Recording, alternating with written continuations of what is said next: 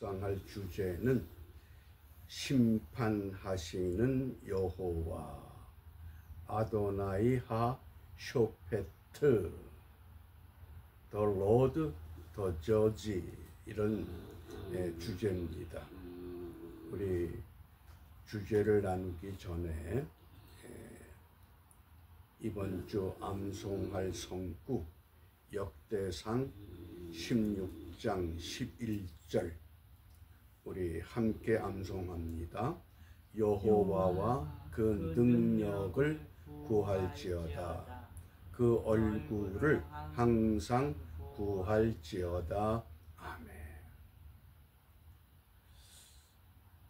하나님의 능력이 무엇인가? 하나님은 이 역사 속에서 역사를 바르게 통찰하는 사람을 통해서 하나님의 뜻을 펼쳐나갑니다. 그렇기 때문에 우리가 기도할 때마다 뜻이 하늘에서 이루어진 것처럼 이 땅에서 이루어지기를 기도합니다. 누구를 통해서?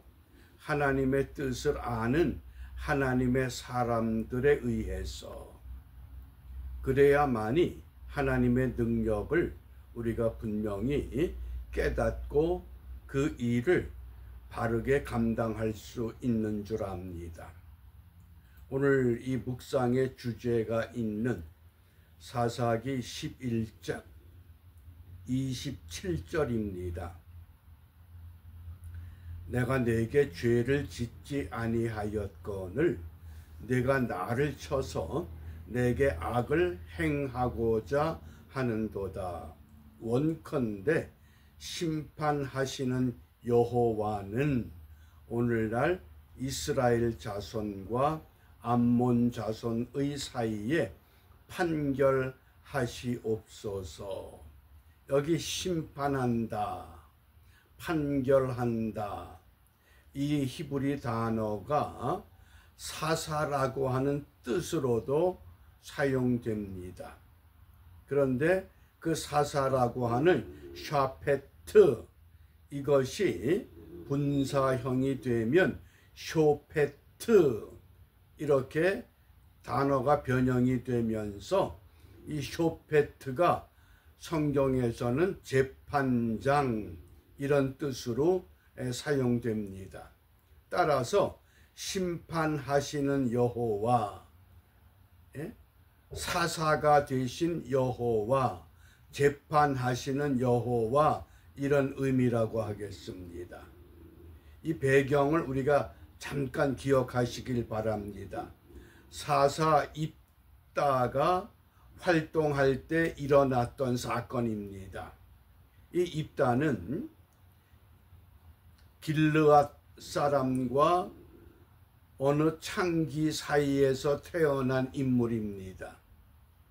그러자 이 길르앗의 그 본부인의 아들들이 입다를 내쫓습니다. 너는 우리와 같은 형제가 아니다.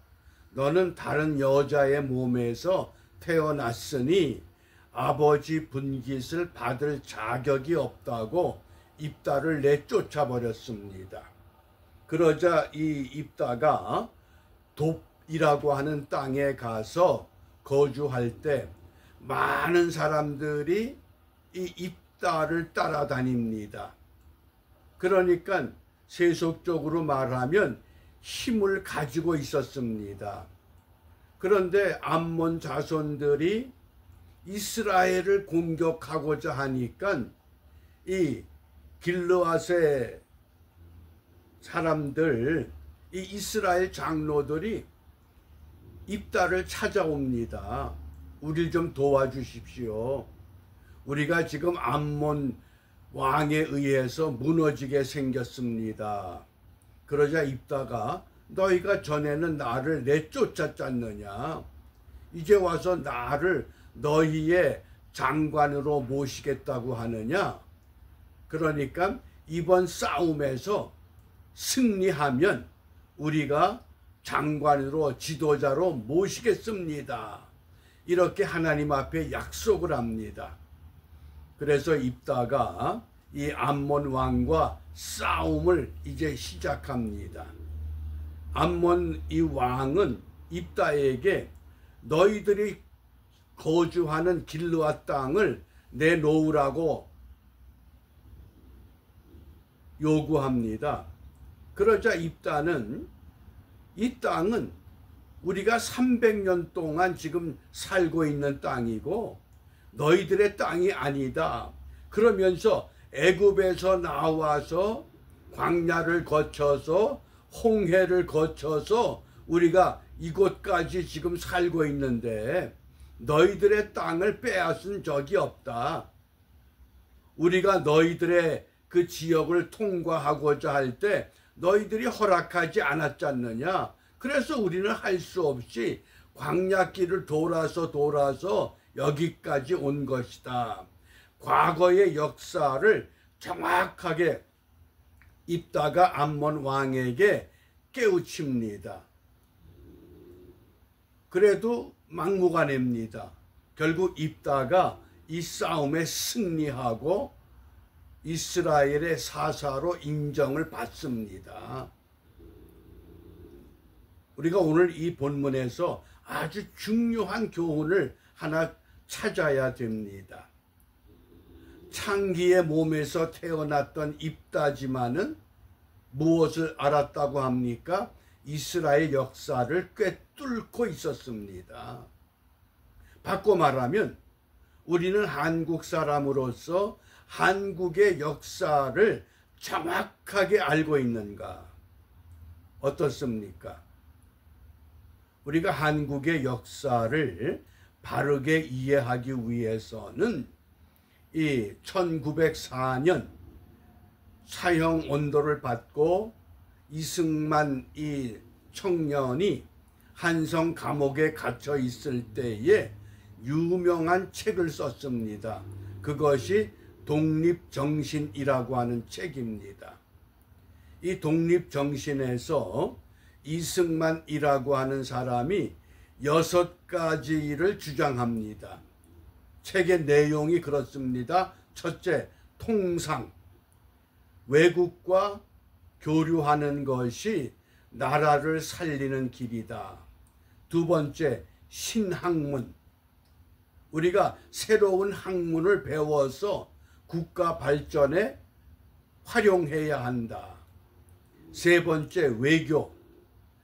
아무리 강대국이라도 강대국 혼자서는 바르게 설 수 없기 때문에 모든 나라와 더불어서 함께 발을 맞춰야 된다. 네 번째, 주권.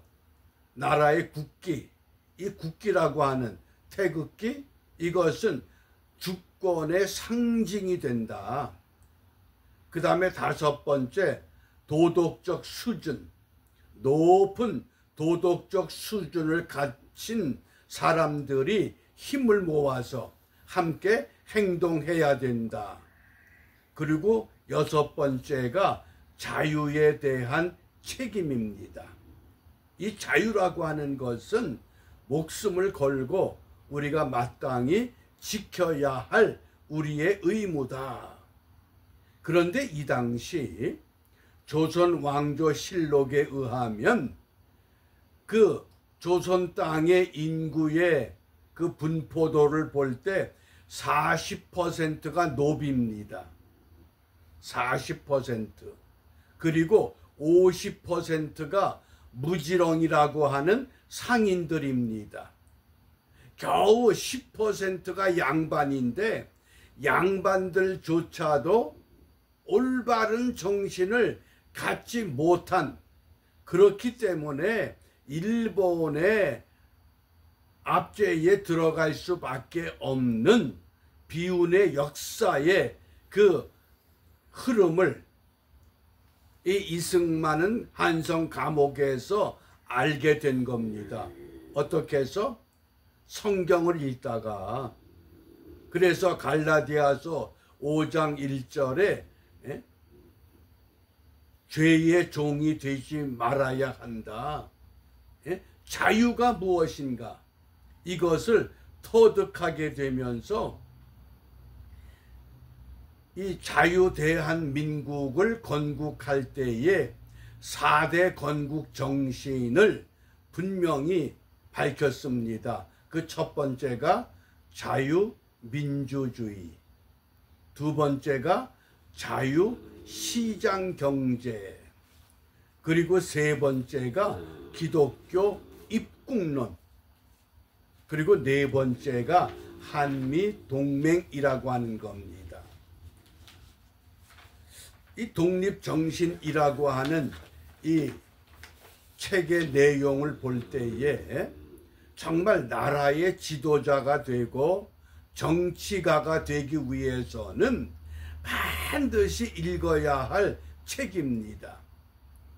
1904년에 저술한 책인데 오늘 이 시대를 너무 정확하게 꿰뚫고 있습니다.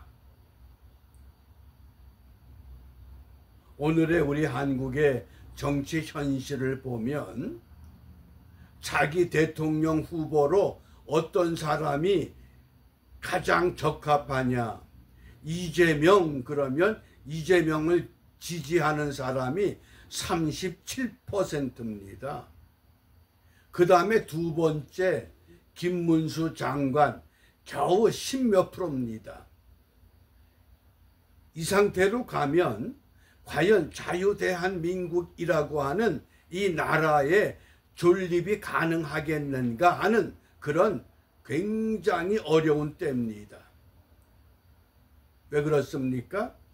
건국 정신을 모르기 때문에 자유민주주의, 자유시장경제, 기독교 입국론, 한미동맹 이 네 가지에 대해서 좀 자세히 설명을 하고 싶지만 이 아침 시간에 우리가 여유가 없기 때문에 이 네 입국론의 정신은 분명히 기억하시길 바랍니다.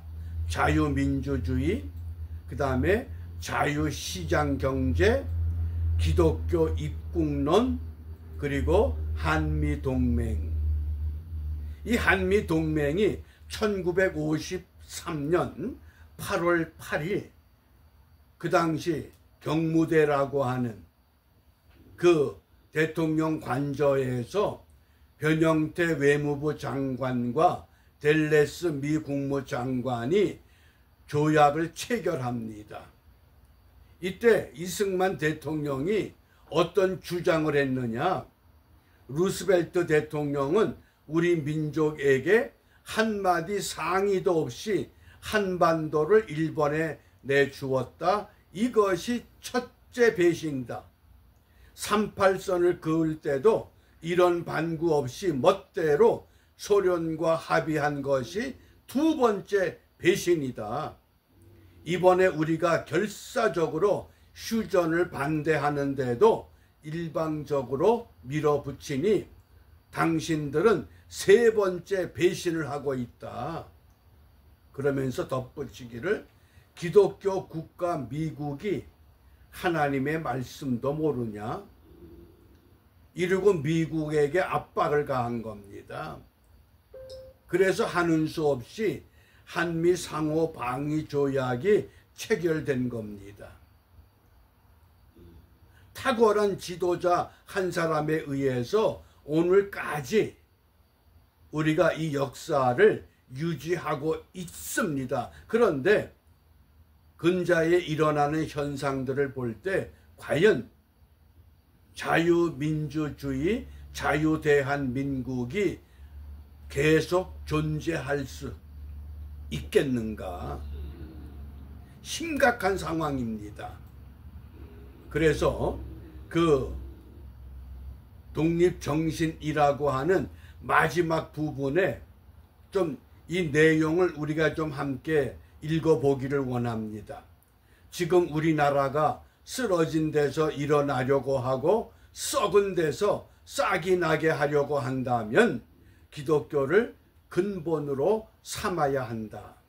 그렇지 않으면 세계와 상통하여도 참된 이익을 얻지 못할 것이며 신학문을 열심히 배워도 그 효력을 얻지 못할 것이며 외교를 힘써도 돈독한 관계를 맺지 못할 것이며 국권을 중하게 여기더라도 서양의 앞선 나라들과 참으로 동등한 지위에 이르지 못할 것이며 정의를 숭상하더라도 사회 기풍이 한결 같을 수 없을 것이며 자유 권리를 중하게 하려고 해도 균등한 자유의 한계를 알지 못할 것이다.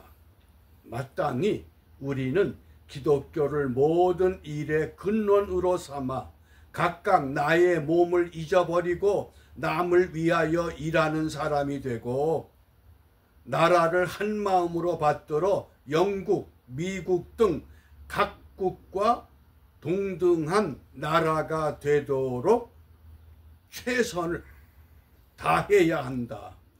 그리고 마지막 부탁이 이후 천국에 가서 다 같이 만납시다. 1904년 6월 29일. 이것이 독립정신의 마지막 부분입니다. 어떻습니까? 그래서 우리가 이 아침에 무엇을 기도하겠느냐?